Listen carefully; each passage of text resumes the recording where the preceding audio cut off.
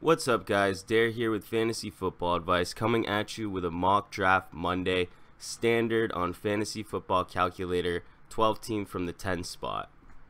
I tried to do it on ESPN just because I've been getting more full lobbies on ESPN recently. It's the beginning of July right now, and they're just down right now. Here, let's see. I'll show you what it looks like. Yeah, so it says there are no draft rooms currently available. Check back later. So I figured I'd do Fantasy Football Calculator. The ADPs are probably more accurate here, at least at this point in time. But as you can see, we have 1, 2, 3, 4, 5. Yeah, just about 6 computers right before we're about to start this draft. Kind of makes it a little bit annoying, but nonetheless, it should be interesting. Okay, yeah, it looks like we're still filling up too. So the 10 spot, I don't mind the 10 spot. I prefer to be closer to the middle, somewhere between, in a 12-man league, 4 to 8. That'd be ideal. That way I don't have to wait 24 picks until I get my next selection. You end up having to reach a little bit when you're towards the beginning or the tail end of the draft in the snake draft. So I think 10 is just right on the cusp. I wouldn't mind being 10, but I prefer being closer to the middle.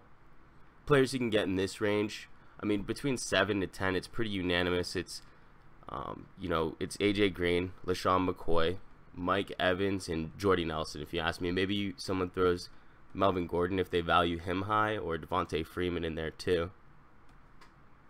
Me, I'll be happy with any of those 4 I just listed. I'm not going to probably be touching Devontae or Melvin Gordon if I am in the 10 spot. I would consider them probably at 12. But for right now, I'm just going to take whoever lands to me out of those 4 players. Remember, this is standard. So Ezekiel Elliott would be a great pick. I could even see the argument, right there at 1 and 2. If you did take him there, I couldn't fault you at all. He went 4th, though. Antonio Brown at 3. Antonio Brown is one of the unique players where he's going to be number 1 in PPR and standard, where in PPR I would value someone like Julio Jones over Odell, and maybe even reverse that in standard leagues. But Antonio Brown's unanimous number 1. After Ezekiel Elliott, we got LeSean McCoy, Julio Jones, Devontae Freeman, Mike Evans. My picks next. Odell Beckham hasn't been chosen yet, which is crazy. I would love to have him. If not, it's going to be AJ Green.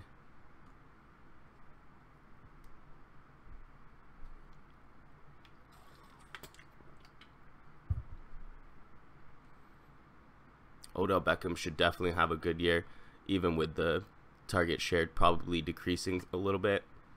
And he fell to me, so that's great. Odell Beckham in the 10 spot. I don't know, whoever says that these drafts are harder on Fantasy Football Calculator, I would have to argue they are just as easy. Well, we do have some people in the chat saying that they're drunk, so that probably helps too. The drunk guy apparently selected LeSean McCoy with the 5th pick. Jay Ajayi squeaked into the 1st round, pick 11. AJ Green still hasn't gotten chosen. I've seen him fall to the 2nd round, which I think is just crazy. Jordy's still here too. Another great pick in the 1st round.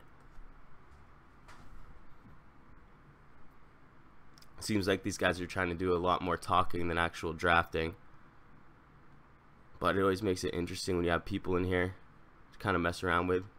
So my pick's actually up in three other picks, so I do have to be prepared. I will definitely be targeting, hopefully, a running back. I wouldn't mind Jordan Howard. I wouldn't take Marshawn Lynch, but DeMarco Murray would be great. Jordan Howard and Jordy both got taken. So if DeMarco Murray gets taken here, I'm going AJ Green. But it looks like AJ Green got taken, so I get to go with DeMarco Murray. So Odell Beckham and DeMarco Murray are my first 2 picks. Really happy with that.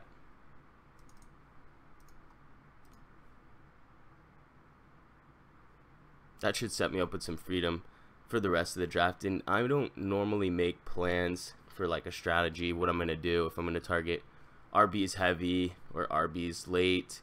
I just kind of take best player available, and I've seen that's been helping me out a lot more than anything else.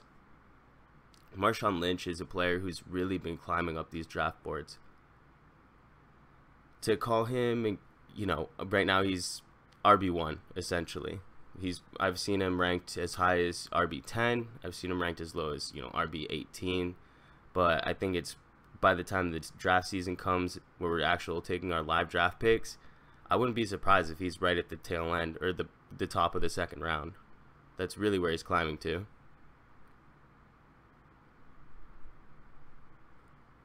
So we got Michael Thomas, T.Y. Hilton taken. That's probably going to be that tail end of what I would consider the wide receiver ones, the ones who I'd want to take comfortably. Because now you're talking Dez Bryant, Amari Cooper, Brandon Cooks, DeAndre Hopkins, Doug Baldwin. Don't get me wrong, I have no problem with Doug Baldwin, but I don't know, it's just not a glamorous pick to be taking in the second round, even top of the third. It just doesn't sit well, but he has finished as a wide receiver 1 2 years in a row, so the numbers really do speak for themselves. And there he does. He does make it into the second round with the final pick in the second round. It's a good start for that guy. He has David Johnson and Doug Baldwin. Definitely would like that. And he's got this third pick here, which he takes Brandon Cooks. Brandon Cooks is good. I don't see much of a difference this year than last year. I think, yeah, he's on a different team. The quarterback's different, but even though these teams, they do play very differently in game script, so to speak, they can essentially do the same thing. Drew Brees can throw a great deep ball, so can Brady. They sometimes just take them out of play no matter what, and that's going to happen on this team and also his new team. So what are you going to get? You're going to get a player with high upside who's boom or bust. That's just what you're going to get no matter which team he's on.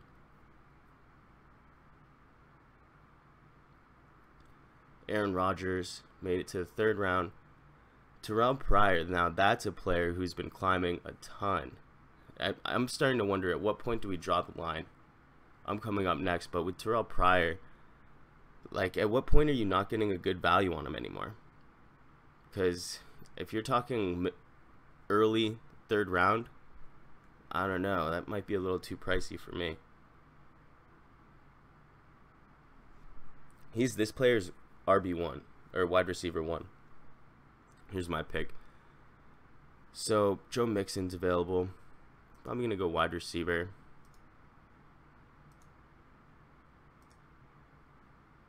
So this is standard. I like the Sammy Watkins pick here.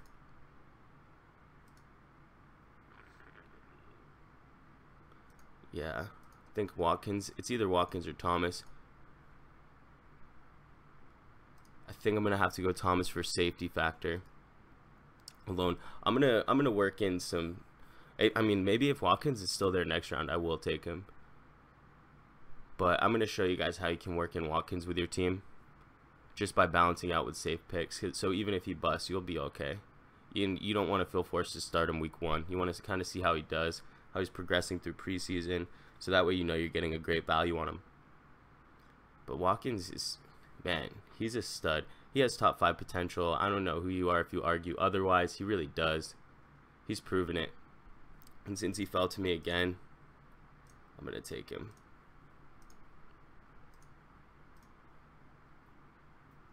Alright, it's time to start looking at some running backs. By the time it gets back to me, that would have been, 18 picks, 20 picks. So I definitely have to see what falls to me, but I can start looking at some targets. You definitely have to be a little bit more selective with your running backs in standard leagues, because you're not going to have that point per reception, which some running backs, it gives them a little safety. I would say players like Eddie Lacy, he wouldn't be a bad target as an RB2 for this specific team, simply because he's going to be the first and second down back and goal line back.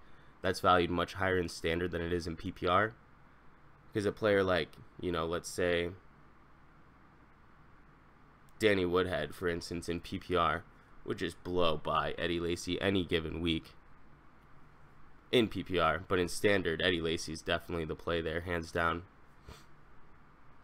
And we have Martavis Bryant, Tyreek Hill, Keenan Allen, all taking up this 4th round.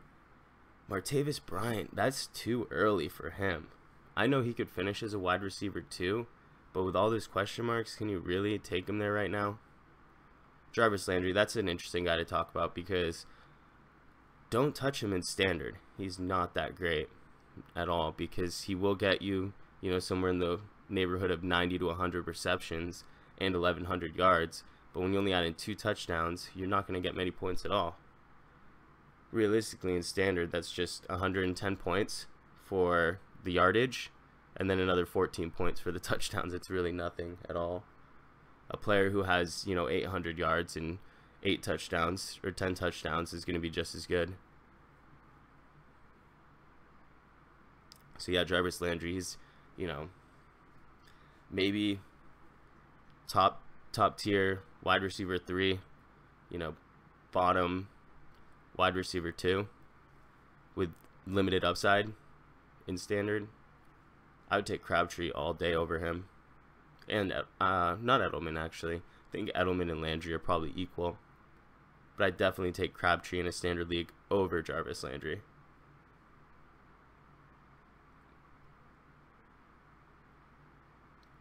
So who else do we have in this round? We have Dalvin Cook, Ty Montgomery, Mike Gillislee. If you had to give me a choice between those 3, I'd take Mike Gillislee, and he actually went last out of all 3 of those guys. Especially in standard, he has immense touchdown upside, and touchdowns are king in standard leagues. I think standard leagues in general are just going to be a lost art pretty soon. Everything's moving over to PPR. I think it really makes a statement when ESPN changed their automatic scoring system to PPR. I think that really says a lot. So I'm up next. Amir Abdullah got took, so that would have been a good pick here. I think I said it earlier, and ooh, that hurts. 5th round. 5th round for this running back. Yeah, I don't know if I can do that. Yeah, I don't think I can. Someone really hated on me last time when I took Eddie Lacy over Andrew Luck, and they didn't understand it. They said, why grab Eddie Lacy because he's not that good over Andrew Luck? And I just did it again right now, and I had the choice. Well, but I would say that's the biggest decision I was going to make was between Eddie Lacy and Andrew Luck, because I wasn't considering LeGarrette Blount or CJ Anderson ahead of Eddie Lacy, and I definitely wasn't considering taking a wide receiver at this point. Larry Fitzgerald was a little bit interesting to me, but not enough. It was really between Eddie Lacy and Andrew Luck.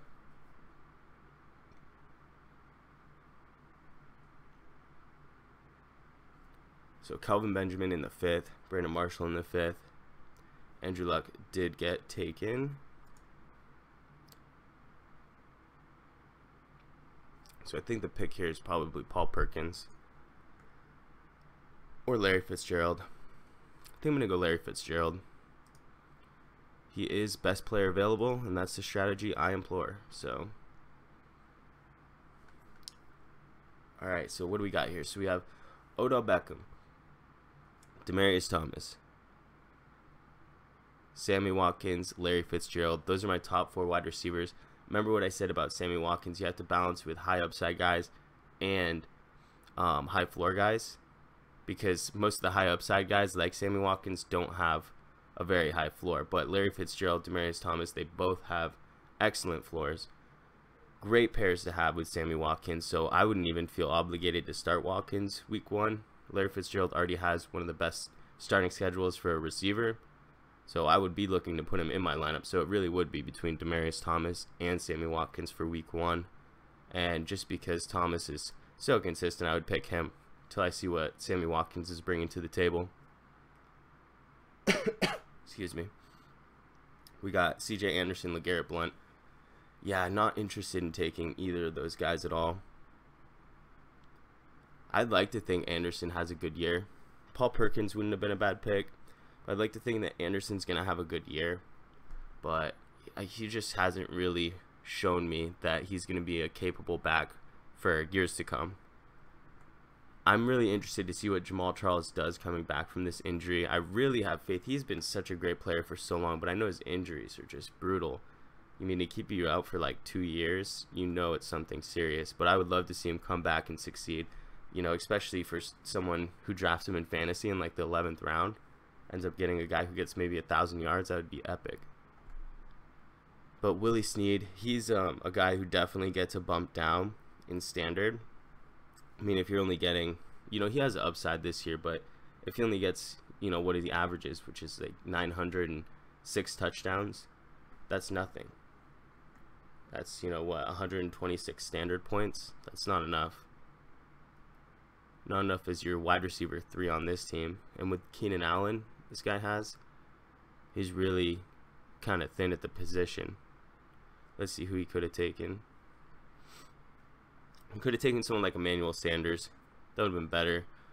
Jeremy Maclin, this is still really early for him, but he has that kind of upside I'd be looking for in a standard league.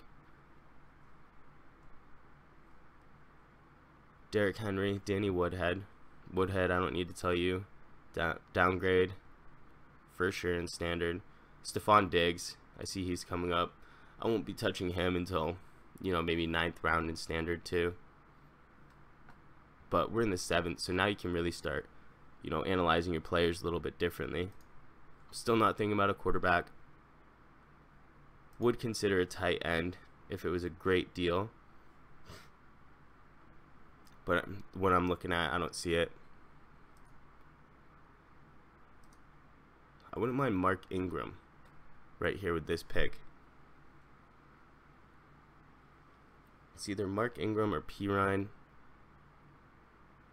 I think I'm going Mark Ingram. In the 7th, not a bad deal. They have Adrian Peterson too. Where's Peterson? Is he already taken? Yeah, I guess he's taken. And Mark Ingram got taken too. So it is Samaje Perine. So they made that easier for me. Just make sure I didn't miss anything here. Russell Wilson's not a bad pick in the 7th round. If you like taking players like that early. Not me. I'll wait, get Cousins or Stafford later on. Back to me, let's see.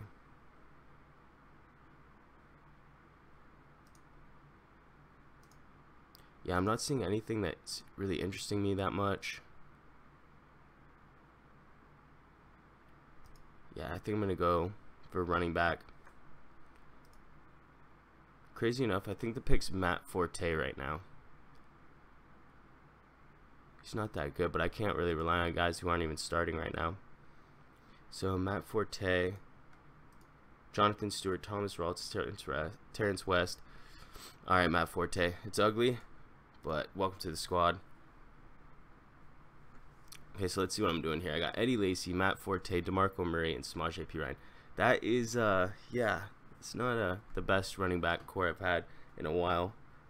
But in standard, you want these bruiser guys, these guys who are going to get you these goal line touches. And as much as Bilal Powell has been great, you know, especially over the last 4 games of the season, Matt Forte is just bigger. And they used him in the red zone more last year.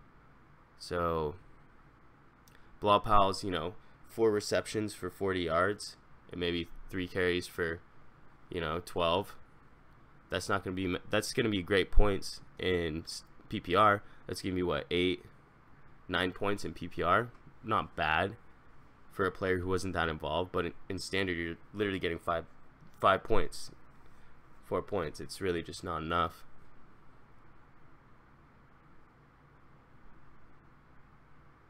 So Matt Forte gets, you know, 20 yards and a touchdown. That's equal value to his PPR points. So I'm not saying Matt Forte is a great pick, especially in the 8th, but situational, gotta go for it. I'm really not interested in receivers right now. I'm still gonna consider tight ends. Matthew Stafford looks to be the next quarterback target. Let's see. So one team doesn't have a quarterback, one has 2.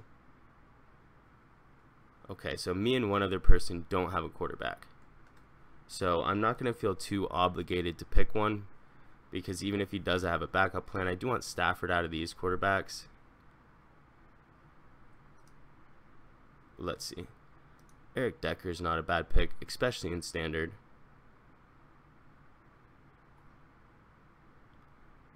Yeah, I think we want Eric Decker.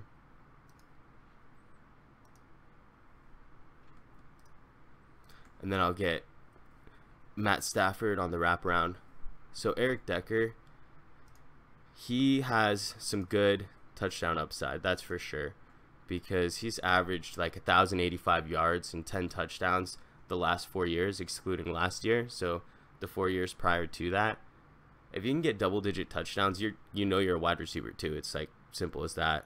And if you have him as your fourth receiver, I'm not saying that he's a lock for it by any means. I think clearly Mariota's play is going to be the only limitation for him. Plus, there's starting to become a lot more mouths to feed in this offense. But as a wide receiver 4, he's solid. Almost every year that he is drafted, he exceeds value. You know, of course, excluding last year because he was injured so quickly. But he's a great pick. And I'm glad I grabbed Stafford here because it looks like everyone's doubling up on quarterbacks. This guy, I don't know what his story is because he has 3 quarterbacks. I don't know what he's thinking. Maybe his plan is draft every quarterback and then trade him to the teams that have a bad one. I guess that could be some sort of plan, but most leagues don't even allow you to take that many quarterbacks. You're like limited to 2. I don't know what his plan is. These guys are talking about being drunk and stuff, so who knows what these guys are thinking. I like CJ Prosise. I know this isn't PPR, but I still like Prosise. He's a great player. He's really fun to watch too, and that actually means a little bit more than probably most people to me. I like to enjoy the players that I'm watching. Mike Wallace. I think he's the pick though. Let's see, we got any RBs sticking out? Oh, I should go tight end. I'm gonna go tight end here. And go Eric Ebron. Let's see, these guys have tight ends? Yeah, these guys both have a tight end. So I don't need to take them here. Let's see. Just looking for a running back. I don't see anyone worth taking now that I can't get later, or at least equal value later. But I think Mike Wallace stands out as clearly the highest upside guy in this area. Josh Doctson too. But I have Mike Wallace higher than Josh Doctson. Not by a lot ever since Maclin came onto the team.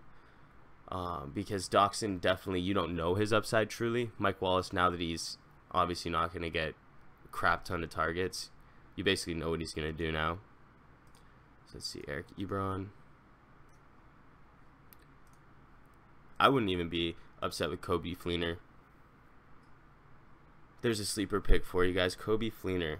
It's not pretty. I think he was like, what, like TE 12 or something last year. He had like 3 big games. With one of them he ran in a touchdown too, and then the rest of them he was just so garbage. I started him every week in one league and still ended up coming in 2nd place just because I was too stubborn to drop him, because there's just nothing good out there. I'm like, I'm gonna drop Coby Fleener and I'm not gonna get anything better in return. So everyone's getting their defenses now.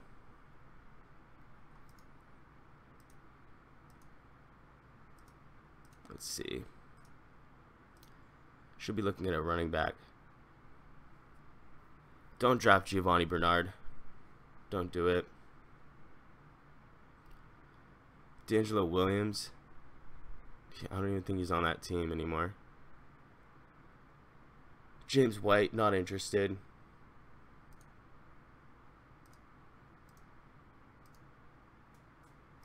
Okay, let's see. A lot of wide receivers taking right now. Kevin White, Rashad Perriman, Taylor Gabriel. You even have Josh Doctson here. I'd prefer Josh Doctson over all those other guys.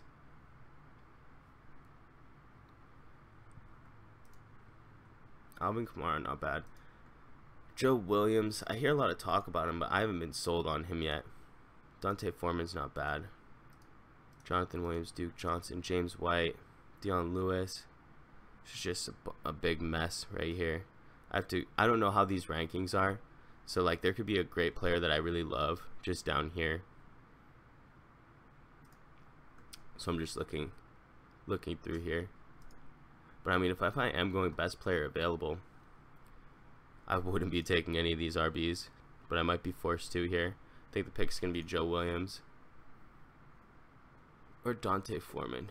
You know, Duke Johnson does have some standalone value too. So let's see. Joe Williams, Duke Johnson, D'Onta Foreman. Okay, Duke Johnson for sure. Yeah, I know it's funny because I actually do trust the Cleveland Browns offense this year. Slightly even with San Francisco, because I'm asking myself, I should take the player on the better offense, and I'm like, wait, who is that? Is that going to be San Francisco, or is that going to be Cleveland? And I couldn't tell you, honestly. Joe Williams. Let's see, do we have Mac? No, Mac's long gone. Yeah, Mac's long gone. Joe Williams, though. Alvin Kamara, not bad. Alright, so now I got kicker and defense last. Not bad. I really love my receivers, that's for sure. Quarterback, tight end are paired with Matthew Stafford and Eric Ebron. Let's see. Place kicker. Oh, and a Matt Prater action. Alright, I'll get some Matt Prater. Let's see if I get my defense. So some good late round defenses. San Diego is a good one. Oh, I got 15 rounds. Okay. Well, draft's over.